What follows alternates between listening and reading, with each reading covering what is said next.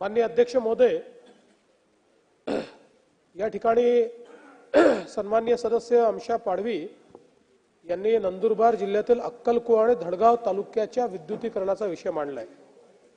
मुळात 2011च्या जनगणनेनुसार या ठिकाणी अक्कलकुवा 190 गावं आणि जवळपास 979 वाडी आणि पाडे आहेत, तर धडगाव मध्ये 162 गावं आणि 1101 वाडी आणि पाडे आहेत। कॉमस्कोर नुसार आता isakal.com आहे देशातील नंबर 1 ची मराठी न्यूज वेबसाईट। प्रत्येक अपडेटसाठी isakal.com ला नक्की भेट द्या। पारंपरिक पद्धतीने याच्यामध्ये 190 गावांपैकी 185 गावं अक्कलकुव्याचे आणि धडगावचा जर आपण त्या ठिकाणी विचार केला तर त्या ठिकाणी 162 पैकी 131 गावं हे पारंपरिक पद्धतीने झाले। तसंच पारंपरिक पद्धतीने 749 वाडीपाडे अक्कलकुवा आणि 916 वाडीपाडे हे धडगाव तालुक्याचे झालेले आहेत। आता जे अपारंपरिक पद्धतीने झालेले आहेत त्याच्यामध्ये अक्कलकुव्याला 5 गावं आहेत, धडगावला 31 गावं आहेत आणि वाडीपाडे 230 आणि 185 आहेत। आपला आता प्रयत्न असा आहे की हे जे अपारंपरिक पद्धतीने ज्याचं विद्युतीकरण झालेलं आहे अशा गावांचंही पारंपरिक पद्धतीने म्हणजे त्या ठिकाणी लाईन जोडून आपण आपल्याला विद्युतीकरण करायचं आहे।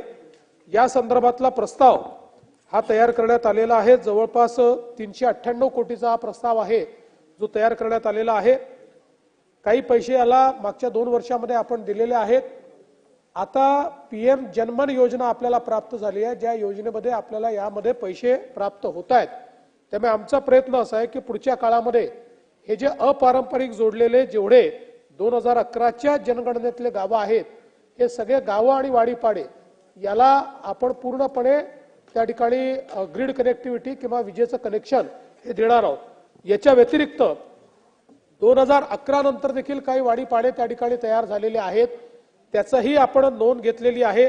तिथेही पारंपरिक पद्धतीने पहिल्यांदा अपारंपरिक पद्धतीने आणि मग पारंपरिक पद्धतीने कनेक्शन देण्याच्या संदर्भातली आपण व्यवस्था त्या ठिकाणी केलेली आहे। त्याकरता जवळपास 14 कोटी रुपयाचा प्रस्ताव आहे, त्या प्रस्तावाला देखील लवकरच मान्यता देण्यात येईल। आपला प्रयत्न आहे की पुढच्या 1 ते 1.5 वर्षामध्ये किंवा फार झालं तर 2 वर्षामध्ये, कारण त्या कामात काम करायला थोडी डिफिकल्टी जाते, हे जेवढे अपारंपरिक पद्धतीने जोडलेले वाडीपाडे आहेत आणि गावं आहेत यांना पारंपरिक पद्धतीने त्या ठिकाणी वीज जोडणी द्यायची हा शासनाचा निर्णय आहे। त्यामुळे हे काम आम्ही निश्चितपणे पुढच्या 2 वर्षात पूर्ण करू। देश विदेशातील प्रत्येक घडामोडींचे लाईव्ह अपडेट मिळवण्यासाठी आता साम टीव्हीच्या सर्व सोशल मीडिया प्लॅटफॉर्मला लाईक, फॉलो आणि सबस्क्राईब करा। तसंच सर्व नोटिफिकेशनसाठी बेल आयकॉन प्रेस करायला विसरू नका।